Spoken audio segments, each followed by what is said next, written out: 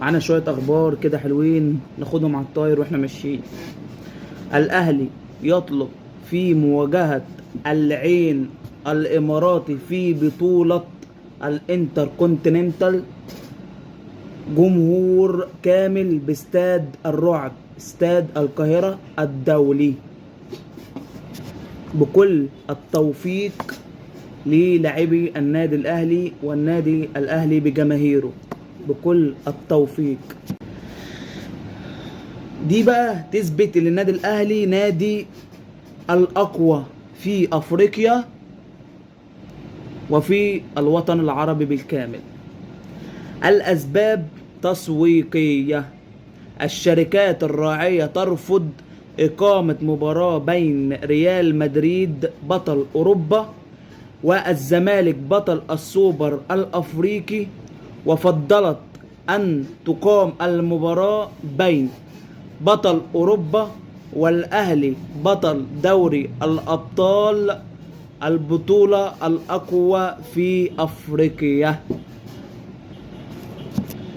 إيه بقى يا أستاذ دونجا؟ يا أستاذ دونجا، البطولات دي بالنسبة لك عادي، ما روحتش ليه؟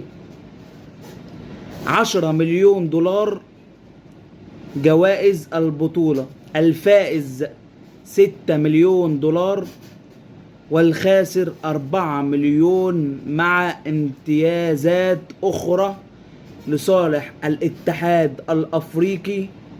ومجلس أبو ظبي الرياضي يعلن مواعيد بطولة السوبر المصري بالإمارات. الزمالك يواجه بيراميدز يوم 20 أكتوبر على استاد آل نهيان الساعة 4:05 عصرا.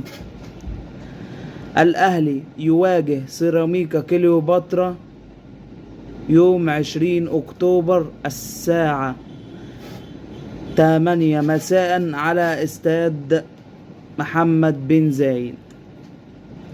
تقام مباراة تحديد المركز الثالث والرابع يوم 24 أكتوبر على استاد آل نهيان الساعة 4:05.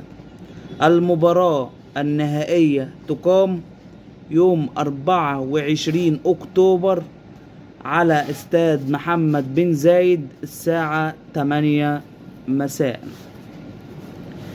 في حاجة عايز اتكلم فيها، يعني ازاي بطولة السوبر المصري تقام في الامارات بعد اللي عمله الاعلام الرياضي بدولة الامارات الشقيقة؟ مش عارف. اللي يسمع الفيديو فهمني ازاي، هل هي عادي بيزنس ام هي ايه؟ ايا كان ايه هي، عايز افهم عشان المعلومة دي بجد انا مش فاهمها. رسميا نادي بيراميدز يعلن التعاقد مع صديق أجولا قادم من نادي سيراميكا كليوباترا. اخواتي وحبايبي، تصبحوا على خير.